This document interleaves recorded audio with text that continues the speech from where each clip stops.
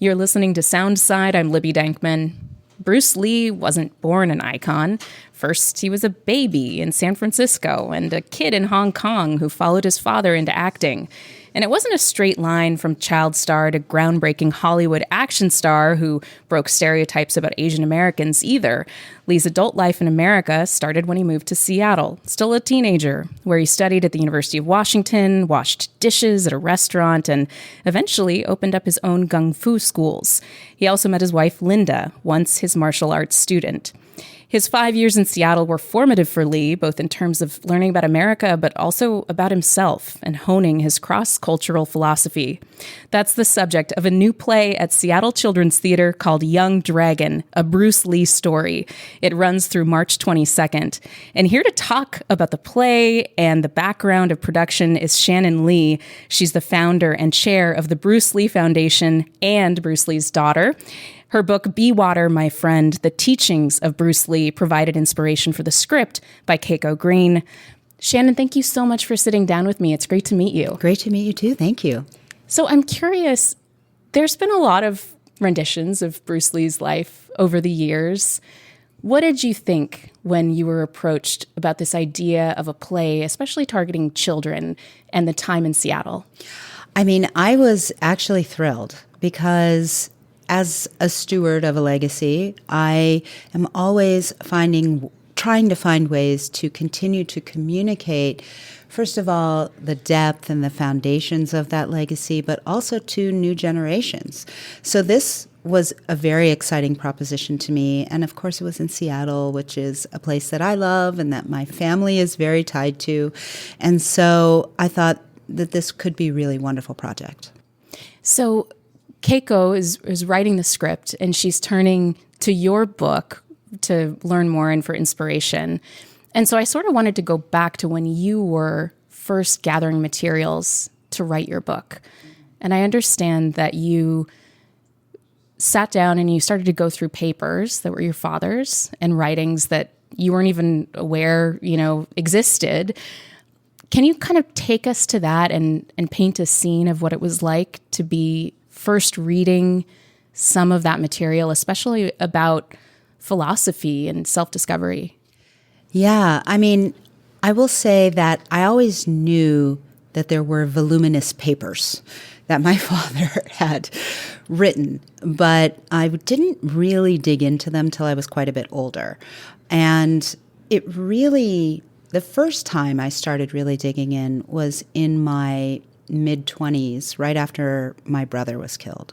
And I was really struggling and going through a difficult time. And it just so happened that some books were being published about my father's writings. And so I happened to have photocopies. And I started going through them. And like you say, I was looking at them and thinking, wow, first of all, wow, these aren't all about martial arts. And secondly, wow, there is so much depth here. There's so many meaningful words here. So, and for a person who was struggling, it actually really affected me deeply.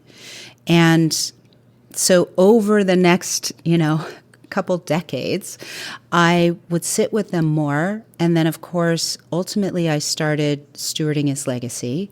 And so now I'm really involved in all the nooks and crannies.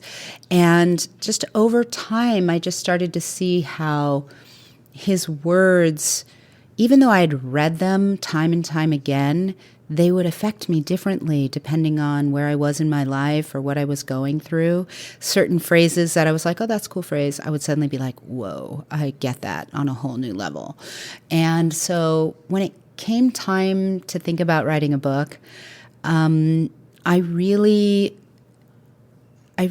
just got up close and comfy and intimate with the writings and with myself, to be honest. So I really feel for KUOW using this as source material because so much of that book also has my experience in it. Its story tells about my father's life, but it's not really a biography. its story tells about my life, but it's not really a memoir. And it also talks about his philosophy and how to use it, but it's not really a self-help book. So it's kind of all three. And it was funny because last night Keiko got up to speak and she said, I was given this as the source material, and it's like a book about his philosophy. And then I'm thinking, how am I going to make philosophy entertaining and cool? Especially for kids. Exactly. This isn't a bunch of academics. Exactly. It's 8-year-olds. Exactly. But, the person who illustrated how to do that first was my father, because he made super entertaining, high-octane action films, but he slipped his philosophy in there wherever he could. It's like a spoonful of sugar, or in this case, heaping cups full of sugar with the little bit of medicine of the philosophy stashed in there. So, his life was about the discovery of himself, really. So it's sort of integrated and natural. Yeah. Yeah. So when Keiko was talking to you about the work, what kind of advice did you give her? Again, it's a big challenge for adaptation, but what were your words of wisdom, I guess? Well, I think a lot of times people are nervous to talk to me because they think I'm going to say, you have to do it like this. This is what's important. Make sure you do this and make sure you don't do this. And because you are stewarding a really important legacy. I am, but what's interesting is that legacy fundamentally and foundationally is about walking your own path. I mean, my father actually has quotes that say, don't go out and find a famous personality and think, how can I imitate that? But actually look at yourself and say, how can I be me? Which is actually a much more difficult thing to do. And so in that, I have to, describe all the things that are meaningful to me, but also say, this is your play, you're the writer. So, you have to have that freedom. I can't tell you how to be an artist. You can't tell me how to be an artist, And so, yes, if there are things that are fundamentally incorrect, then I will say, hey, that's incorrect, or if you're going to take big liberties, then let's talk about why you think that's important. But for me, really, my advice to her was find what's in your heart to say about this. Yeah. Yeah. Is that hard? Because art, as you say, it's so subjective, and great art, it doesn't always hew directly to historic fact to the letter. Yeah. And Bruce Lee himself has become so larger than life and so important to so many people. How do you walk that line of supporting artists who want to interpret your father and his writings and his life while staying true to who he really was and not giving, a wrong impression to people? Right. How do you strike that balance? I mean, I have to say, it's just a sense that I have of what the energetic boundaries are. So for me, even in the writing of my book, Be Water, My Friend, I didn't make sure that I put every quote perfectly. I took a few liberties here and there, and I say that at the beginning of the book. And it's because I'm not a historian. That is not my job. I'm not an archivist. I don't have readily at hand all the dates, all the facts. I'm not actually interested in the minutia of that. What I'm interested in is what he stood for, how he made me feel, how he made others feel, how his legacy can be helpful to other people. And so even when I'm, doing a licensing for his name and likeness for different things, I'm just sort of asking myself, does this feel like my father or does it not? Is this something that he was about or is it not? And so I really try to just think about his legacy and how to steward it as saying, well, is it within the energetic boundaries of what he was, is, and could be? What do you think about the Seattle years? I mean, this is the play, Young Dragon is really taking that window of when he's building his own philosophy through readings, through research. What do you think the importance of taking these 5 years and putting them onto the stage is?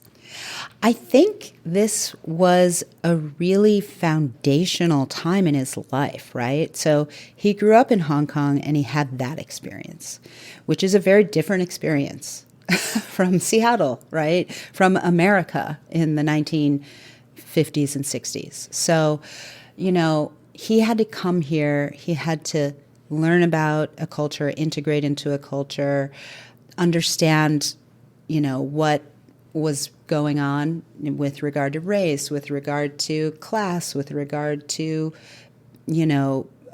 all sorts of different things, and find his way. And so he really had to bring in an entirely new experience into his being.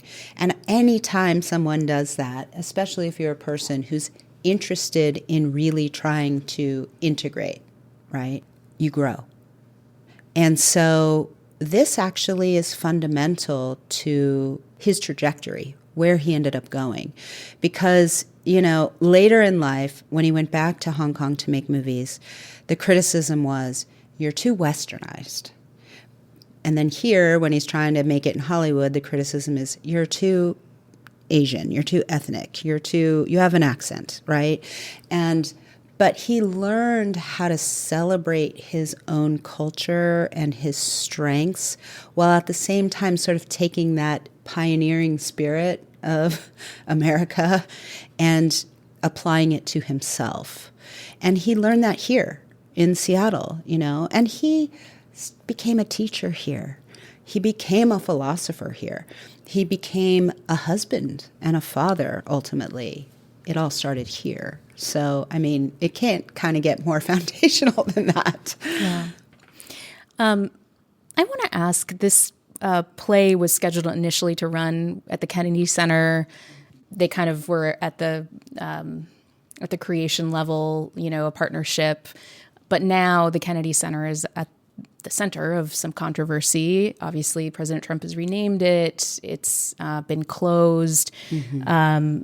The Seattle Children's Theater withdrew from staging this performance at the Kennedy Center after, quote, deep listening and extensive dialogue with the artists, community partners, and the Bruce Lee family and foundation. What were your thoughts about that decision? Yeah, they did come to me to ask me how I felt about it, and they did really do deep listening. And they were very concerned for the cast for whom this would have been an amazing opportunity, and to be on that stage when that stage was more that stage, I guess. But they really wanted to know my perspective and how might my father have felt about it. And I said, my father stood very firmly in his life for equality, racial equality, social justice. He did not believe in separating people, classifying people. He really believed, as his quote says, under the sky, under the heavens, we're all one family. And he actually practiced that in his life. He taught Chinese martial arts to people of all backgrounds at a time when it was not considered okay to do so. And he had friends from all backgrounds, and he taught women and all these things. And so when they asked me about it, I said, they said, what do you think your father would do? And I said, you mean the guy that kicked the no dogs in Chinese allowed sign in his movie? I think we know the answer. That speaks for itself. Yeah, it does. It does. And it's just really about, I think we need to support people feeling safe, people feeling like a space is an inclusive space. And if that's not the case, then, I don't know that it makes sense to be there.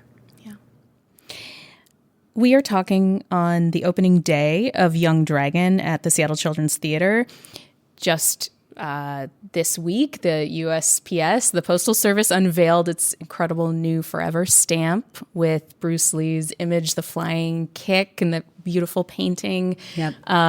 There is the statue that's in progress at Hing Hay Park. Yep. You have partnered with the Wing Luke Museum on permanent exhibits there with your father's writings and work. There's so much. I mean, it just feels like he's bigger than ever and more relevant than ever, and there's more interest than ever. Yeah. I know it's hard to sum up, but why do you think that is? Honestly, I think because what he stood for is timeless. And he stood for it really firmly and loudly and boldly. And he lifted up people in a way and at a time when it was difficult to do so. We're at a time right now where it's difficult to do so. I think that he just stands as a symbol in a way for a lot of people, of a symbol that brings people together, that looks at everybody as a potential friend instead of a foe, which may seem weird for a martial artist. But, the thing that he always said about martial arts is that martial arts was a way for him to learn about life, and that a real martial artist, a true martial artist, aims their punches and kicks at themselves. They break down the barriers within themselves.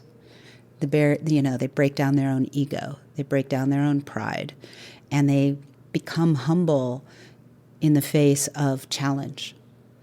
And so I just think he was ahead of his time.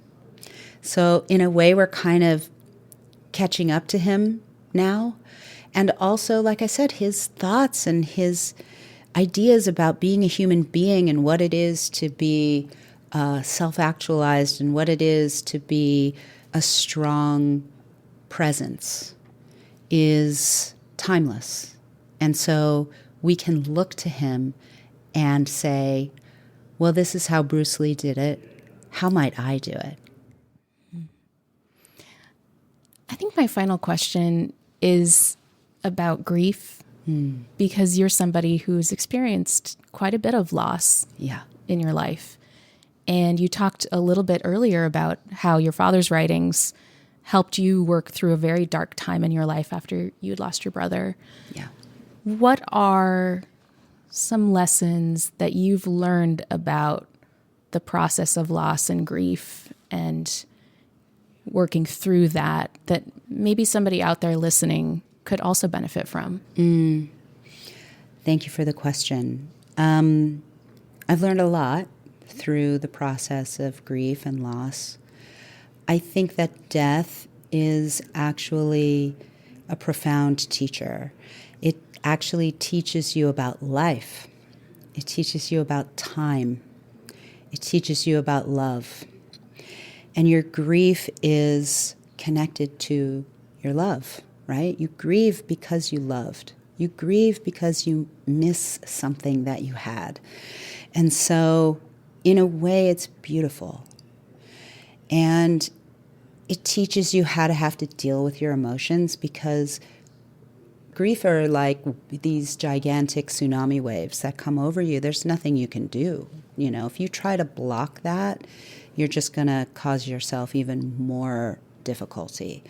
So it teaches you how to feel, how to ultimately live. And it also taught me, because my father died when I was at such a young age. I was 4. And then my brother died right before my 24th birthday. And in processing that grief of my brother, I realized that I had been carrying grief my whole life and didn't know it because I was so young. Just didn't have that conscious awareness. And the quote that I came across of my father's that really cracked me open at a time when I was really suffering. I was so depressed. I had a hard time getting out of bed. I had a hard time doing anything like the laundry. And then I would go outside and put on a happy face. And then I would come back and just be exhausted from the effort. And I came across this quote that said of his that he had written that I didn't know prior, which was, "The medicine for my suffering I've had within me from the very beginning, but I didn't take it. My ailment came from within myself, but I didn't observe it until this moment. And now I see, if I am to find the light, I must be like the candle and be my own fuel, consuming myself." Wow. And it just said to me, the only person that can help you with your suffering is you. You have to find the way. You have to start seeking your cure. You have to ask for help. You have to read books. You have to do whatever you think you need to do. Work with a therapist, work with an energy healer, whatever it is, right? And maybe practice martial arts. Get in your body, 100%. Exercise, yeah. Totally. Like you are responsible for that. And I think that's a huge lesson, not just for grief, but for everything that we are processing and feeling, is that we're ultimately responsible. It's not outside of us, it's within us. Thank you for sharing that. Shannon Lee, she's the founder of the Bruce Lee Foundation. Obviously, so much happening in Seattle right now. I've mentioned the Wing Luke exhibit where people can always now go and be with some of your father's, words and works. And of course, the Hing Hei statue that's coming up. We're sitting here at Seattle Children's Theater, where Young Dragon, a Bruce Lee story, is just debuting. It is going to be running through March 22nd. And folks can find more information. We'll share that on our website at KUOW.org. Shannon Lee, this has been such a pleasure. Thank you so much for sitting down with me. Thank you. It was really lovely. Thanks for listening to Soundside. Don't forget you can listen live on KUOW 94.9 Seattle at noon and 8 p.m. Monday through Thursday, or anytime right here online at KUOW.org, or of course on your favorite podcast app.